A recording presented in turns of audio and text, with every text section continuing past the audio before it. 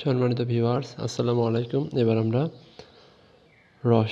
SSC রসায়নের তৃতীয় অধ্যায়ে কৌণিক ভরবেগের ম্যাথ করার সময় প্লাঙ্ক ধ্রুবকের মান লাগে।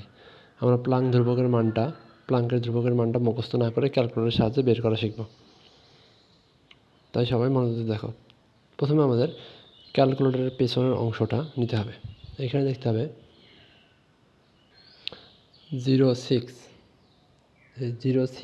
এখানে এইচ লেখা আছে। এই এইচ মানে প্লাঙ্ক ধ্রুবক। তাহলে 06 যদি আমরা ক্যালকুলেটর চাপি, প্লাঙ্ক ধ্রুবকের মানটা চলে আসবে। এর জন্য আমাদের প্রথমে ক্যালকুলেটরে কন্ট চাপতে হবে।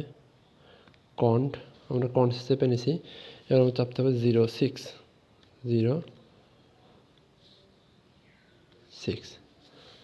ক্যালকুলেটর এইচ দেখিয়েছে। এবার আমরা ইকুয়াল করে নেব। ইকুয়াল যে মানটা বেরিয়েছে এটা হচ্ছে প্লাঙ্ক ধ্রুবকের মান। তাহলে প্লাঙ্ক ধ্রুবকের মানটা আমরা পাইছি, এটা হচ্ছে প্লাঙ্ক ধ্রুবকের মান। এবার আরও মজাদার ভিডিও পেতে চ্যানেলটি সাবস্ক্রাইব করো। আর তোমাদের কী কী প্রয়োজন কমেন্টে জানাতে পারো। সবাই ভালো থাকো।